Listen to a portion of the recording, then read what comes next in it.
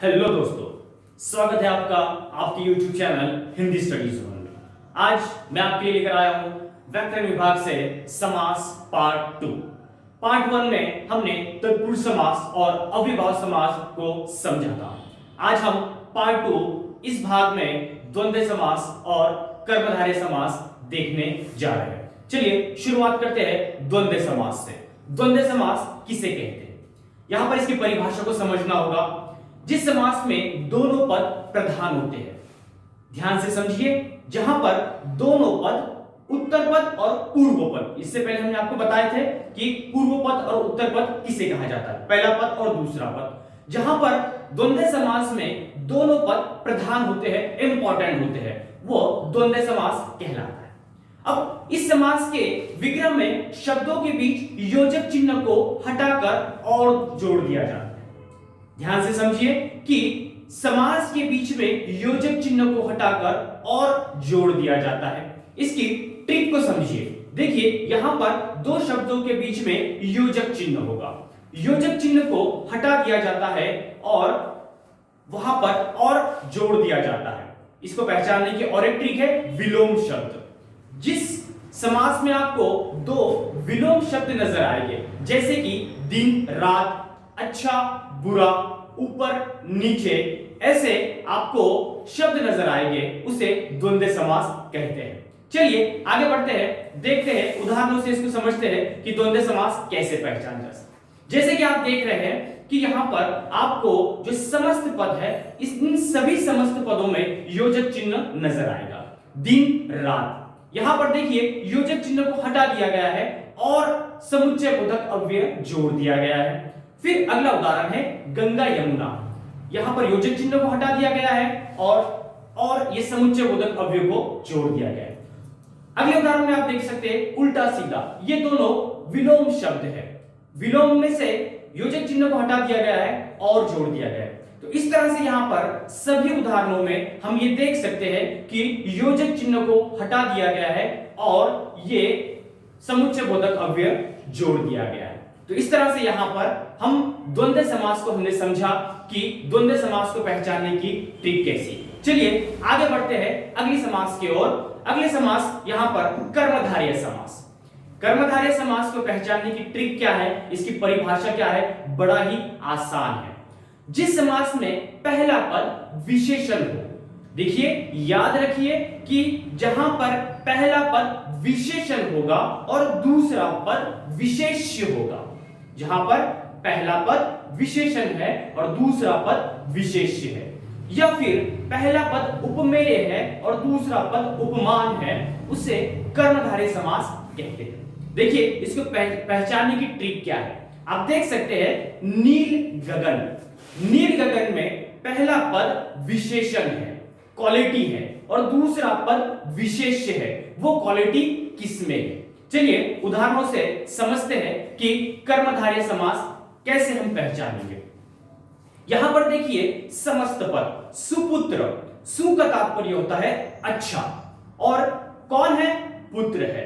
तो यहां पर पहला पद विशेषण है। आप इन सभी समस्त पदों को अगर ध्यान से देखेंगे तो आपको समझ में आएगा कि यहां पर पहले पद में आपको विशेषण नजर आएगा और दूसरे पद में विशेष्य, मतलब वो विशेषण, वो क्वालिटी किसमें है। दूसरा उदाहरण देखिए सच्चरित्र।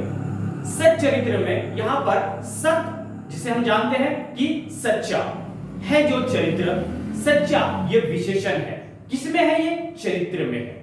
तो इस तरह से यहां पर इन सभी उदाहरणों से हमें ये बात पता चलती है कि कर्मधारय समास अगर आपको पहचानना है तो जहां पर पहले पद में आपको विशेषण नजर आएगा और दूसरे पद में विशेष्य नजर आएगा। अंतिम उदाहरण में देखिए काली मिर्च। काली ये विशेषण है, लेकिन कौन है वो, मिर्च काली है। तो इस तरह से इन सभी उदाहरणों से हमें एक बात पता चलती है कि कर्मधारय समास को पहचानने की बड़ी आसान ट्रिक है, जिसमें पहला पद विशेषण और अगला पद विशेष्य होता है। तो इस तरह से दोस्तों हमने आज द्वंद्व समास और कर्मधारय समास इसको समझा। चलिए आगे बढ़ते हैं, देखते हैं कि सराव प्रश्नों से कि हमें अब तक का हमने जो पाठ पढ़ा वो कितना समझ में आया। चलिए पहला उदाहरण या पहला प्रश्न है, इनमें से द्वंद्व समास का उदाहरण कौन सा है? ये चार उदाहरण आपके सामने है। पहला है रुपया पैसा, दूसरा है पीतांबर, तीसरा है चौराहा और चौथा है नीलकमल। अब यहां पर देखिए हमने आपको द्वंद्व समास को पहचानने की ट्रिक बताई थी कि जहां पर योजक चिन्ह का प्रयोग होता है। तो इस ट्रिक का इस्तेमाल करके आप उत्तर को कैसे ढूंढेंगे?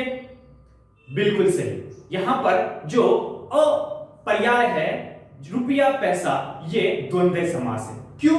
क्योंकि इसमें योजक चिन्ह लगा हुआ है। चलिए अगले प्रश्न की ओर बढ़ते हैं। दूसरा प्रश्न देखिए, ये परिभाषा, इस तरह के प्रश्न आपको परीक्षा में पूछे जा सकते हैं। परिभाषाएं आपको दी जाएंगी, आपको डेफिनेशन दी जाएगी और आपको पूछा जाएगा ये डेफिनेशन कौन से समास की है।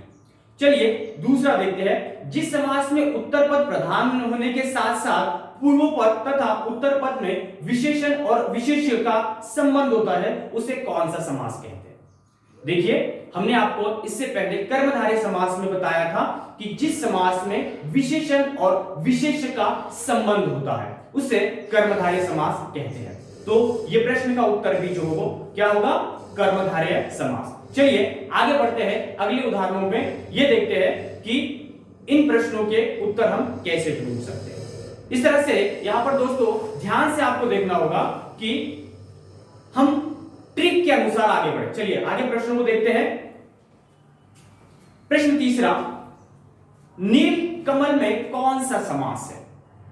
अब नील कमल के लिए ध्यान से देखिए कि आपको ट्रिक का इस्तेमाल करना है। पहला पद क्या बता रहा है? आपको विशेषण बता रहा है। ट्रिक का इस्तेमाल करिए। पहला पद विशेषण है, तो अब यहां पर नीलकमल अगर पहला पद विशेषण है तो वो कौन सा समास बनेगा? बिल्कुल वो कर्मधारय समास बनेगा। चलिए अगला उदाहरण देखते हैं, गुण दोष में कौन सा समास है? अब यहां पर आपको ट्रिक का इस्तेमाल करना होगा। अगर आपको धीरे धीरे दोस्तों आपको समझ में आ जाएगा, पहले आप ट्रिक का इस्तेमाल करना सीखे।